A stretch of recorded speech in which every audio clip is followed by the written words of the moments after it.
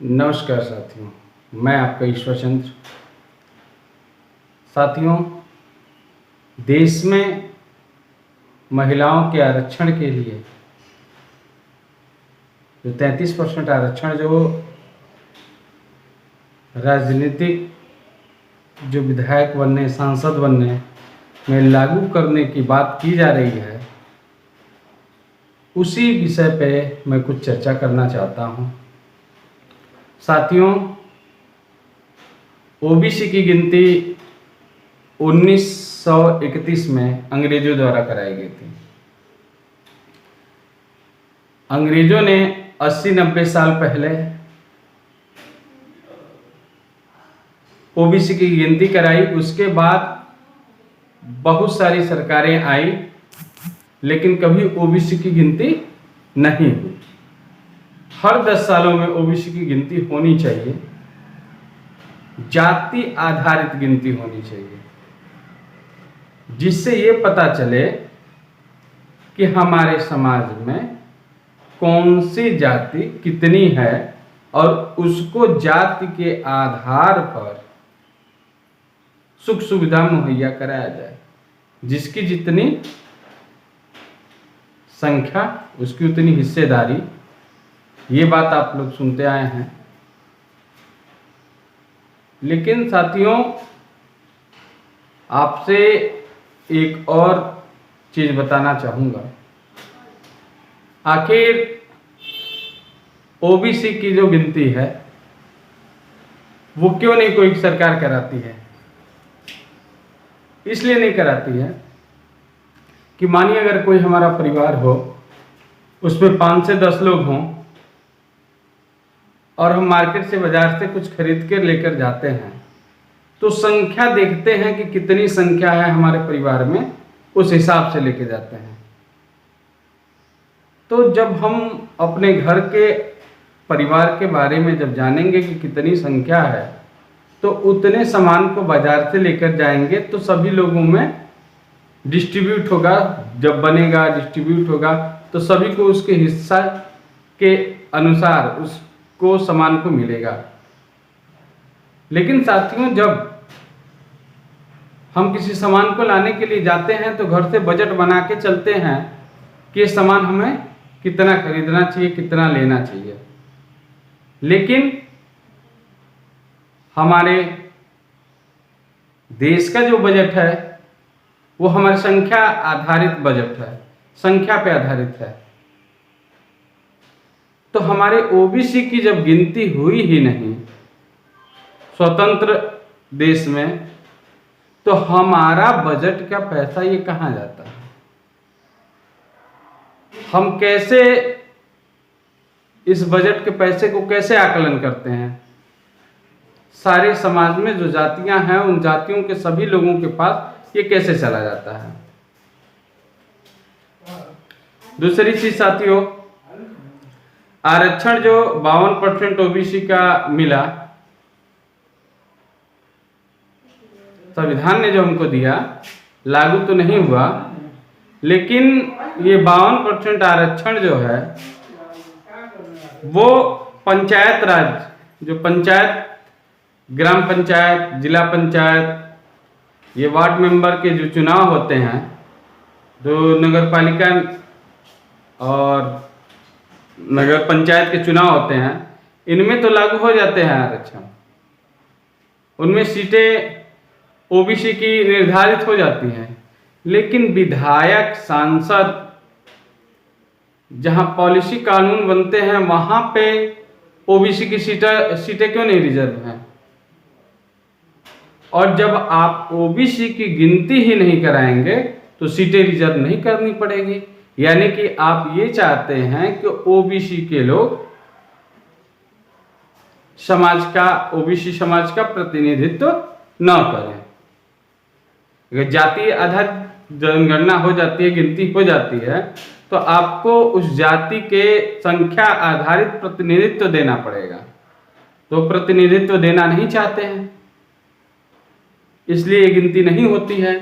और यह गिनती ना हो, इसके लिए एक और 33% महिलाओं को आरक्षण, तो 33% आरक्षण मिला, तो पहले हमें समानता का भाव रखना चाहिए। पहले ओबीसी, एसटी, एससी, माइनॉरिटी की महिलाओं को कम से कम समान शिक्षा तो दे दीजिए। समान शिक्षा हो जाएगी तो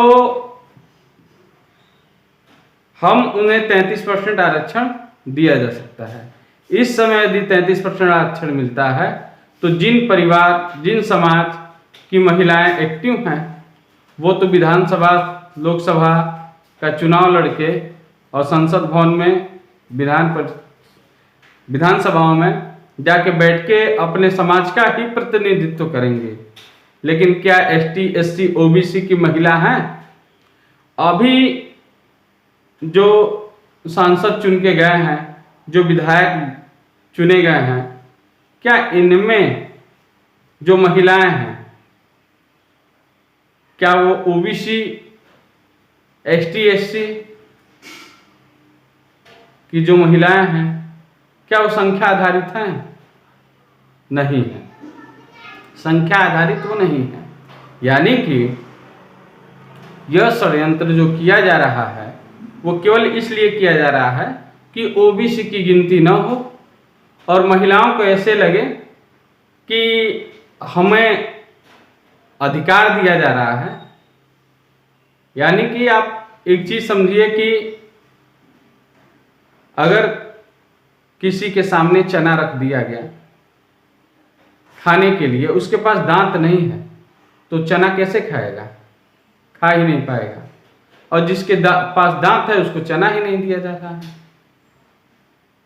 यानी कि महिलाओं की जो आरक्षण की बात किया जा रहा है, पहले महिलाओं को सामान्य शिक्षा, सामान्य रोजगार, सामान्य स्वास्थ्य जब मुहैया कराया जाएगा, जब उनका भी मानसिक, सामाजिक रूप से जब उत्थान हो जाएगा, समाज में बराबरी का अधिकार जब हो जाएगा, तब जाके ये लागू करना उचित रहेगा। तो आप लोग भी इस पे विचार करिए, क्या लागू हो जाएगा तो आपके घर परिवार की महिला कोई राजनीति में आ पाएगी? हमारे घर की तो पुरुष भी राजनीति में नहीं जा पाते हैं, क्योंकि महंगाई को इस तरह से, इस कदर बढ़ाया जा रहा है कि हम अपने रोजी रोटी में ही विलाप कर रहे हैं। शिक्षा को इस कदर बढ़ाया जा रहा है। यहाँ भारत में हीरे पे 2% टैक्स लगता है, क्योंकि गरीब प्रतिदिन हीरा खरीदते हैं, इसलिए उनको टैक्स में राहत दी गई है 2%। और कॉपी किताब पे 27% टैक्स लगाया गया है। आप इसी से यह समझ सकते हैं कि शिक्षा को महंगा क्यों किया जा रहा है। कि अगर हम शिक्षित रहेंगे तो सवाल करेंगे, प्रश्न करेंगे, तो उस प्रश्नों का जवाब देना पड़ेगा। साथियों, जो समाज में व्यवस्था चल रही है, उस व्यवस्था के हिसाब से हमें यह चिंतन मनन करना पड़ेगा। और हमारा समाज है तो हमारी जिम्मेदारी भी बनती है कि हम समाज को जागृत करने का कार्य करें। साथियों, किसी को हराने के लिए, किसी को जिताने के लिए अपनी जाति को, अपने धर्म के लोगों को, अपने गांव के लोगों को, अपने क्षेत्र के लोगों को इस प्रकार से वोटिंग भी नहीं करना चाहिए। वोटिंग भी किसको करना चाहिए? जो व्यक्ति समाज का उत्थान करे, पढ़ा लिखा रहे, अंगूठा छाप ना रहे। हम पहले से ही तय किए हैं कि फलाना आ रहे हैं चुनाव लड़ने, इतने करोड़ के मालिक हैं, वो ठीक है, उनकी इतनी फैक्ट्रियां चलती हैं, वो ठीक है। तो जिनकी सुख सुविधा पहले से है, वो समाज की सुख सुविधाओं के लिए क्या करेंगे? कुछ नहीं करेंगे। हम ये देखते हैं कि उनके पास इतने लोग हैं, तो ये भी तो देखिए कि कितने लोग दिहाड़ी मजदूरी पे उनके साथ हैं। अगर अकेले ही व्यक्ति कोई सी चुनाव का प्रतिनिधित्व करता है तो आपके ऊपर ये मानसिक विचारधारा से आपको वोट देना चाहिए। कई जगह लोग कहते हैं अरे फलाना 500 रुपये दिए, कोई दिया, फलाने ने ये सामान खरीद के दिया, किसी ने दिया। वो हमारे जाति के हैं, वो हमारे धर्म के हैं, वो हमारे गांव के हैं, इस प्रकार की विचारधाराओं से आप किसी को वोट भी न करें। जब आप स्वतंत्र रूप से किसी को चुनेंगे, निस्वार्थ भाव से किसी को चुनेंगे, तो भी निस्वार्थ भाव से ही आपका सम्मान करेगा, आपकी बात संसद में, विधानसभाओं में जाके कहेगा।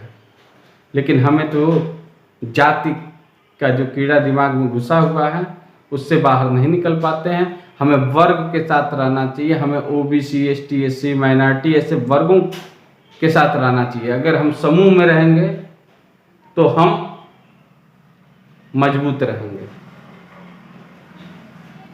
तो बाकी चीज़ें सर फिर अगले वीडियो में इन्हीं शब्दों के साथ नमस्ते, आपका दिन शुभ हो।